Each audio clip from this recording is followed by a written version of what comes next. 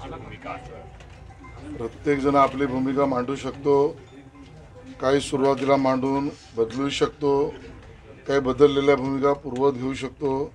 लोकशाहीमध्ये सगळ्यांना त्यांचं मत ठराव करण्याचा अधिकार आहे। मुळामध्ये खूप स्पष्ट आहे विषय, या राज्यात मराठीलाच सक्ती आहे, अन्य कुठल्याही भाषेला सक्ती नाही। हिंदीची सक्ती या राज्यामध्ये नाही। हिंदी ऐच्छिक आणि पर्यायी भाषा म्हणून अन्य भाषांबरोबर उपलब्ध आहे। त्रिभाषा सूत्री हे 1 वर्षाचा पूर्ण अभ्यास, भाषा तज्ञ म्हणून 450 भाषा तज्ञांनी केलेला अभ्यास, त्यानंतर सुकाणू समितीचा अहवाल, त्याच्यावर जनतेच्या सूचना हरकती, ज्या सूचना हरकती 3800च्या वर आल्या, त्यानंतर तज्ञांनी केलेल्या अभ्यासाच्या आधारावर त्रिभाषा सूत्र हा विषय राज्यात आलेला आहे।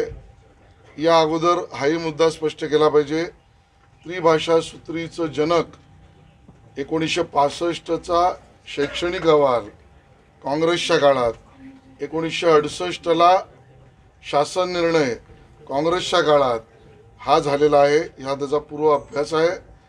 राष्ट्रीय शैक्षणिक धोरणात जरी त्रिभाषेबद्दल आग्रह नसला तर या पूर्ण प्रक्रियेनंतर विद्यार्थी हितासाठी त्रिभाषा सूत्र आलेलं आहे। त्याच्यावर मतमतांतर असू शकतं, पण विद्यार्थी हित आपल्याला डोळ्यासमोर ठेवावं लागेल। पण या समितीच्या अहवालावरती जी.आर. जो आहे तो उद्धव ठाकरेंनी काढला नव्हता, मात्र आता फडणवीस सरकारनं तो जी.आर. काढला। संजय राऊत थेटपणे आरोप करतायत। संजय राऊत यांच्या बुद्धिमत्तेची चाचणी इयत्ता 3रीत करावी लागेल। हा अहवालच मुळे आला उद्धवजींच्या काळामध्ये। राष्ट्रीय शैक्षणिक धोरण याच्या कारवाईची सुरुवात राज्यामधली उद्धवजी मुख्यमंत्री असताना झाली आणि त्यामुळे उद्धवजी आता पळ काढू शकत नाही।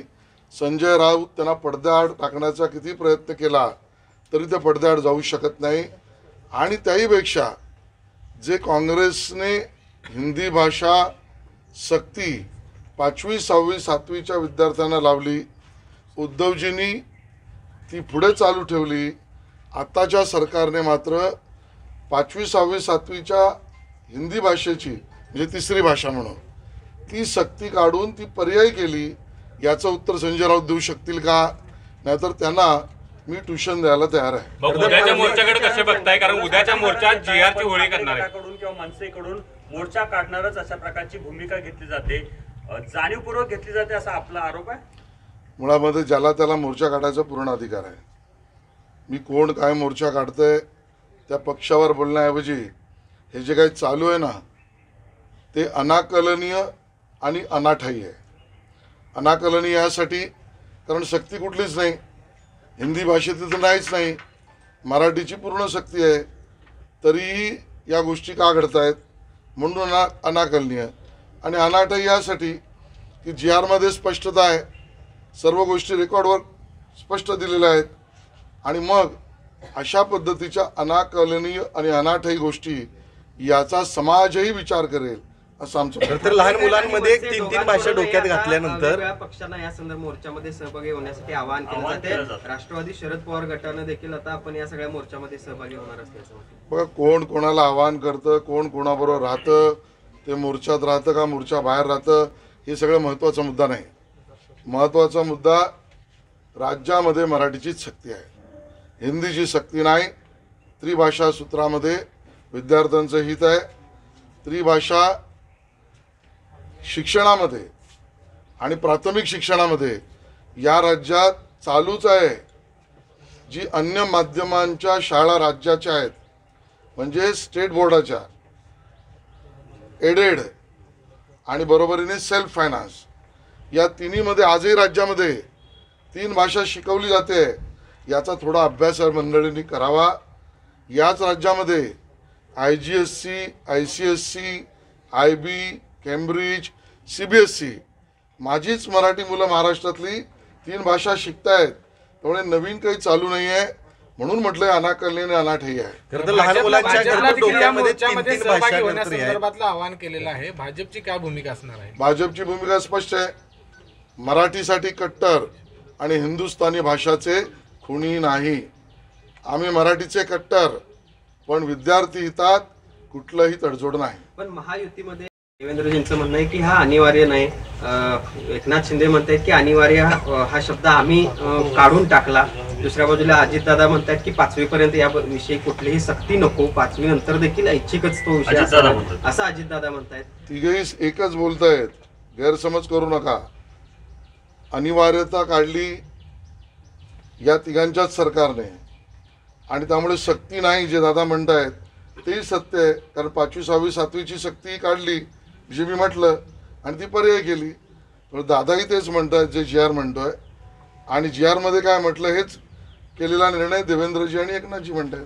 तर 3 भाषा ज्या आहेत ते लहान मुलांच्या डोक्यामध्ये जर गेल्या तर मराठी भाषा कुठंतरी मागे पडेल, आणि म्हणूनच हे सगळं आंदोलन आणि मोर्चा काढण्याची वेळ आहे असं म्हणतात. हाही गैरसमज आहे.